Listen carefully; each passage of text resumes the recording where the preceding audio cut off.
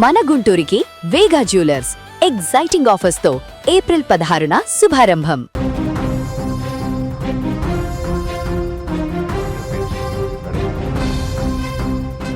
సంతోషంగా జరుపుకోవాల్సిన పుట్టినరోజు వేడుక ఒక కుటుంబంలో తీరని విషాదాన్ని నింపింది.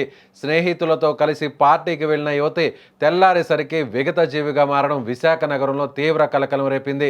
విశాఖపట్నం జోడుగుళ్లపాలెంకు చెందిన శాంతి అలియాస్ జెస్సీ తన స్నేహితుడి బర్త్డే పార్టీ కోసం బుధవారం రాత్రి బయలుదేరింది.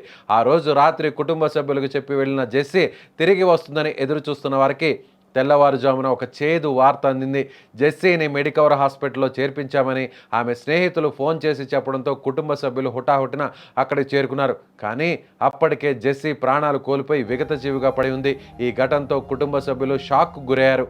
జెస్సీ మృతి వెనుక ఆమె స్నేహితుల హస్తం ఉందని కుటుంబ సభ్యులు బలంగా ఆరోపిస్తున్నారు. బర్త్డే పార్టీలో ఏదో గొడవ జరిగిందని, ఆ వివాదమే ఆమె ప్రాణాలు తీసిందని వారు అనుమానిస్తున్నారు.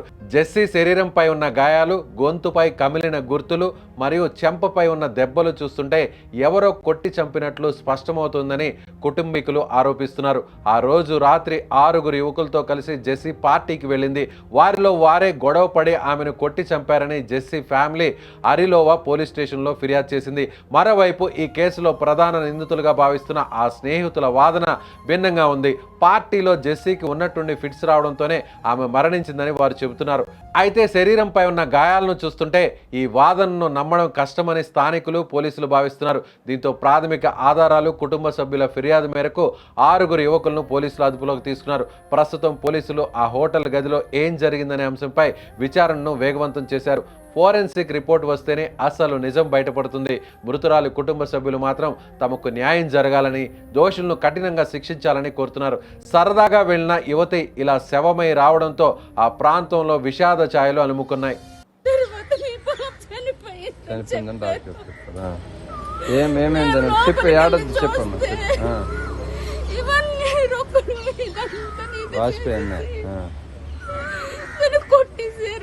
చెప్పు, ఏడద్దు చెప్పు, వీడియో తీస్తాను. ఎవరు తెలుసు? ఆ పేర్లు తెలుసా? వాళ్ళ ఫ్రెండ్స్ ఎవరో కొన్ని పేర్లు తెలుసు మీకు? జశ్వంత్, సాయి, లక్కీ, అమ్మాయి లక్కీ. సాయి అని అడిగారా? సాయికి అడిగావమ్మా ఏమైందని? ఏం చెప్తాను? ఫిట్స్ వచ్చింది. లోపలికి వెళ్ళేటప్పటికి మేము నీళ్ళు తాడానికి వెళ్ళేటప్పటికి హ్యాంగ్ చేసుకుందన్నారు. నా కూతురు అంత బలహీనం కాదు హ్యాంగ్ చేసుకున్నట్టు. నా కూతురుని ఎవరో ఏదో చేశారు. వాళ్ళ నాన్న చనిపోయేటప్పుడే స్ట్రాంగ్ గా ఉన్నది. కానీ నా కూతురుని ఎవరైతే అన్యాయం చేశారు. ఎవరు చెప్పారు మీకు? నరు సాయి కుమార్ చెప్పారు. నరు సాయి కుమార్ చెప్పారు. ఎవరైతే నాకు నా కూతుర్ని ఇబ్బంది పెట్టి యాక్షన్ తీసుకోమని ఆర్లో స్టేషన్ లో కంప్లైంట్ పోలీసు చెప్పాం. వాళ్ళైతే యాక్షన్ తీసుకున్నారు. వాళ్ళందరినీ పట్టుకున్నారు.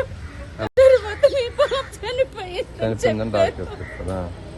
ఏమేమైందని చెప్పి ఎస్, జెస్సీ కుటుంబ సభ్యులు మాట్లాడుతున్నటువంటి తీరును చూస్తే ఫస్ట్ ఫ్రెండ్స్ ఏమో ఫిట్స్ వచ్చిన తరువాత మంచినీరు తీసుకువెళ్ళడానికి బయటకు వెళ్ళాము, మంచినీరు తీసుకొచ్చి వచ్చే లోపల గదిలో తాను ఆత్మహత్య చేసుకొని చనిపోయింది అనేటువంటి విషయాన్ని వారు చెప్పారు.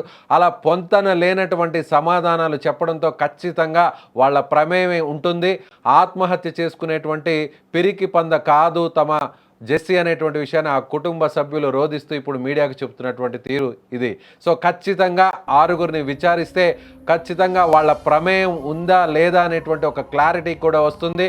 6 మంది అసలు ఆ గదిలో ఏం జరిగింది, బర్త్డే పార్టీ టైంలో సో అందరి మధ్య ఏదన్నా ఒక వివాదం చెలరేగిందా, వాంటెడ్గానే జెస్సీని ఆ పార్టీకి పిలిపించి పథకం ప్రకారమే హత్య చేసి ఉంటారు అనేటువంటి అనుమానాన్ని ఇప్పుడు జెస్సీ కుటుంబ సభ్యులు వ్యక్తం చేస్తున్నారు. నిజంగా ఇంట్లో నుంచి వెళ్ళినటువంటి జెస్సీ, పార్టీ పేరుతో బయటకు వెళ్ళినటువంటి జెస్సీ ఇలా తిరిగి శవమై వస్తుందనేటువంటి ఆలోచనను తాము ఏమాత్రం చేయలేదు.